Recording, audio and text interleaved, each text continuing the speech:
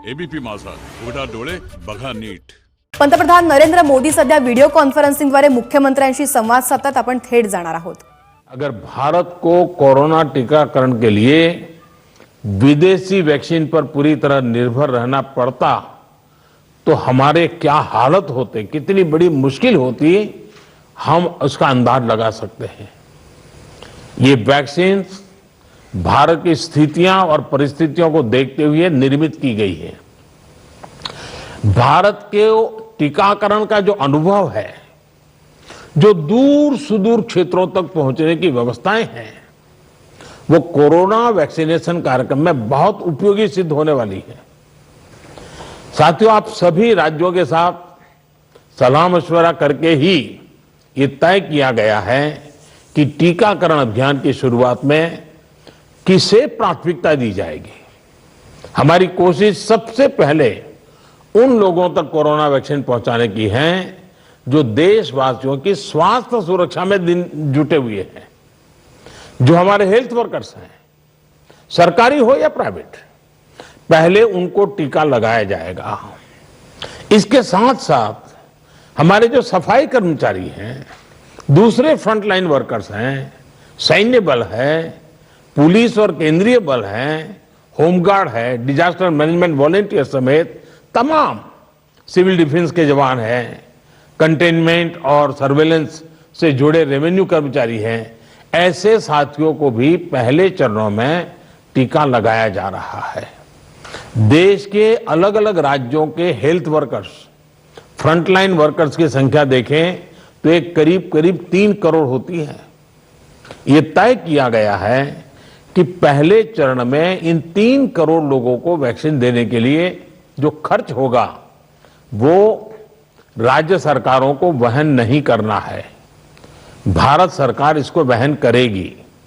साथियों, वैक्सीनेशन के दूसरे चरण में, वैसे एक प्रकार से वो तीसरा चरण हो जाएगा, लेकिन हम अगर इन 3 करोड़ को एक माने तो दूसरा चरण 50 वर्ष से ऊपर के सभी लोगों को और 50 वर्ष से नीचे के उन बीमार लोगों को जिनको संक्रमण का सबसे ज्यादा खतरा है, उनको टीका लगाया जाएगा।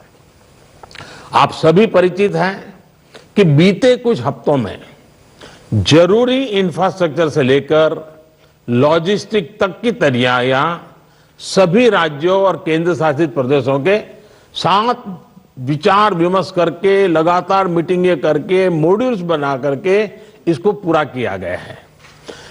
देश के लगभग हर जिले में ड्राई रन्स भी पूरे हो चुके हैं। इतने बड़े देश में सभी जिलों में ड्राई रन्स हो जाना, ये भी अपने आप में हमारी काफी बड़ी कैपेबिलिटी को दिखाता है। हमारी जो नई तैयारियां हैं, जो कोविड के एसओपीज हैं, उनको अब हमें अपने पुराने अनुभवों के साथ जोड़ना है। भारत में पहले से ही अनेक यूनिवर्सल इम्यूनाइजेशन प्रोग्राम ऑलरेडी चल रहे हैं, हमारे लोग बड़ी सफलतापूर्वक कर भी रहे हैं। मिशंस रूबेला जैसी बीमारियों के खिलाफ भी व्यापक कैंपेन हम लोग चला चुके हैं। दुनिया के सबसे बड़े चुनाव और देश के कोने कोने तक पहुंचकर मतदान की सुविधा देने का भी हमारे पास एक बहुत ही अच्छा अनुभव है। इसके लिए जो बूथ स्तर की रणनीति हम बनाते हैं, उसी को हमें यहां भी प्रयोग में लाना है।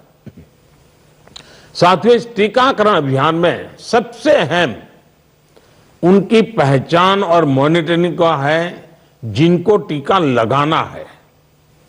इसके लिए आधुनिक टेक्नोलॉजी का उपयोग करते हुए कोविन नाम का एक डिजिटल प्लेटफॉर्म भी बनाया गया है। आधार की मदद से लाभार्थियों की पहचान भी की जाएगी और उनको दूसरी डोज समय पर मिले, ये भी सुनिश्चित किया जाएगा। मेरा आप सभी से विशेष आग्रह रहेगा कि टीकाकरण से जुड़ा रियल टाइम डेटा कोविन पर अपलोड हो, ये सुनिश्चित करना है। इससे जरा सी चूक भी इस मिशन को नुकसान पहुंच सकता है।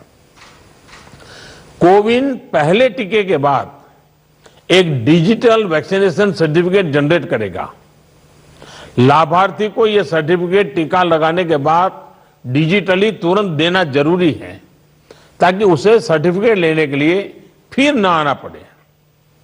किसको टीका लग चुका है ये तो इस सर्टिफिकेट से पता चलेगा ही, साथ ही दूसरी डोज उसको कब लगेगी इसके रिमाइंडर के रूप में भी ये काम करेगा। दूसरी डोज के बाद फाइनल सर्टिफिकेट दिया जाएगा।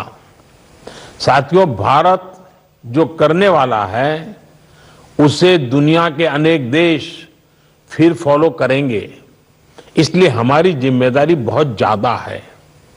एक और अहम तथ्य है जिसका हमें ध्यान रखना है, दुनिया के 50 देशों में 3-4 सप्ताह से वैक्सीनेशन का काम चल रहा है।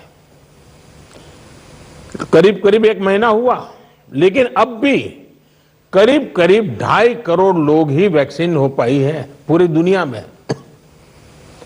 उनकी अपनी तैयारियां हैं, उनका अपना अनुभव है, उनका सामर्थ्य है, वो अपने तरीके से कर रहे हैं। लेकिन अब भारत में हमें अगले कुछ महीनों में ही लगभग 30 करोड़ आबादी के टीकाकरण का लक्ष्य हासिल करना है। इस चुनौती का पूर्वानुमान लगाते हुए ही बीते महीनों में भारत ने बहुत व्यापक तैयारियां की हैं। कोरोना की वैक्सीन से अगर किसी को कुछ असहजता होती है तो उसके लिए भी जरूरी प्रबंध किए गए हैं। यूनिवर्सल इम्यूनाइजेशन प्रोग्राम में पहले से ही इसके लिए एक मैकेनिज्म हमारे पास रहता है। कोरोना टीकाकरण के लिए इसको और मजबूत किया गया है। साथियों, वैक्सीन और टीकाकरण की इन बातों के बीच हमें यह भी याद रखना है कि कोविड से जुड़े जो प्रोटोकॉल हम फॉलो करते आ रहे हैं उनको इस पूरी प्रक्रिया के दरमियान भी बनाए रखना है। थोड़ा सा भी लूजनेस नुकसान कर सकता है।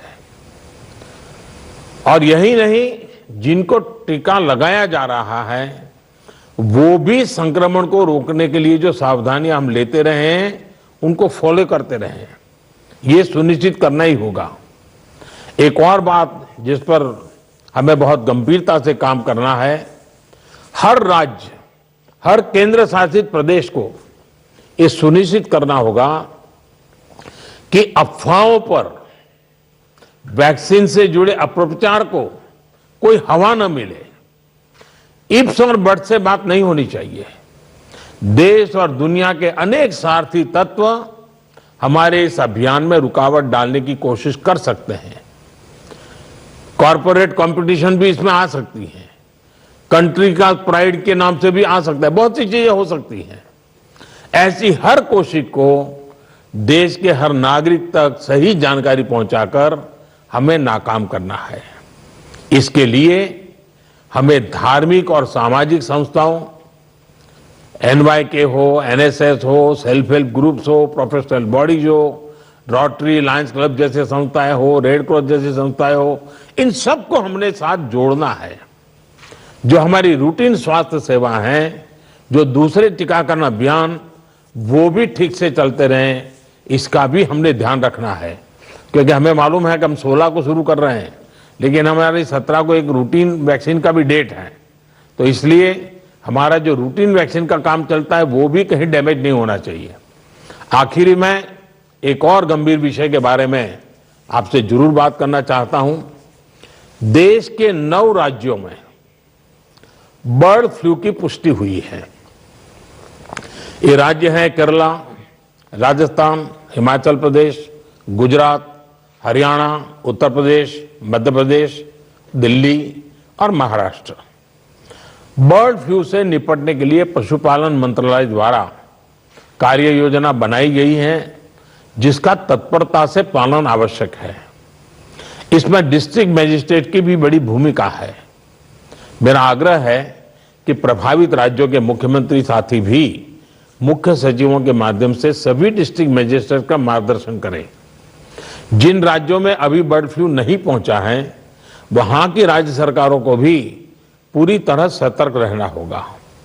हमें सभी राज्यों, स्थानीय प्रशासन को वाटर बॉडीज के आसपास, पक्षी बाजारों में, जू में, पोल्ट्री फार्म, इत्यादि पर निरंतर निगरानी रखनी है ताकि पक्षियों के बीमार होने की जानकारी प्राथमिकता पर मिले।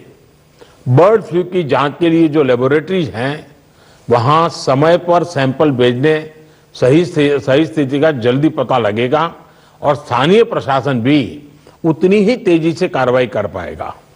वन विभाग हो, स्वास्थ्य विभाग, पशुपालन विभाग के बीच जितना अधिक कोऑर्डिनेशन होगा उतनी ही तेजी से हम बर्ड फ्लू के नियंत्रण में सफल होंगे।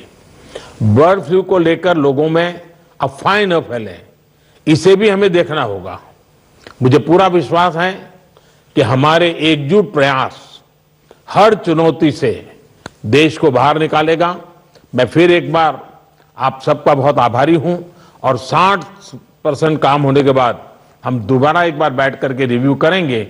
उस समय जरा विस्तार से भी बात करेंगे और तब तक कुछ नई वैक्सीन आ जाए तो उसको भी हम संज्ञान में लेकर के आगे की अपनी रणनीति बनाएंगे।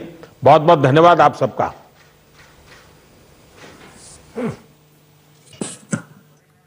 तर विविध राज्यातल्या मुख्यमंत्र्यांशी पंतप्रधान नरेंद्र मोदी यांनी संवाद साधला होता। भारतामध्ये नेमकं लसीकरण कसं होणार आहे याबद्दल त्याच्यामध्ये चर्चा केली गेली। जसं आधी सांगितलं गेलं होतं की पहिल्या टप्प्यामध्ये जे आहे ते फ्रंटलाईन वर्कर्स असतील किंवा आरोग्य कर्मचारी असतील त्यांना ही लस दिली जाणार आणि त्यानंतर आता दुसऱ्या टप्प्यामध्ये 50 वर्षाच्या पुढील व्यक्तींना ही लस देण्यात येणार आहे। यानंतर आता आपण पुढच्या बातमीकडे वळणार आहोत। केंद्र सरकारने सिरम इन्स्टिट्यूट ऑफ इंडियाला कोविशिल्ड लस पुरवण्याची ऑर्डर दिलेली आहे। याबद्दलची महत्त्वाची माहिती आता हाती आलेली आहे। 1,10,00,000 डोस पुरवण्याची पहिली ऑर्डर आता देण्यात आलेली आहे। 200 रुपयांना एक डोस याप्रमाणे सिरमकडून केंद्र सरकार ही लस खरेदी करणार आहे। उद्या सकाळी 10 वाजल्यानंतर सिरम इन्स्टिट्यूट मधनं एअरपोर्टला लस पाठवणं आता सुरू होणार आहे। या सगळ्या संदर्भात आपण अपडेट जाणून घेणार आहोत। मंदार गोंजारी आपल्या सोबत आहेत। मंदार, अत्यंत सकारात्मक अशी बातमी हाती आली आहे।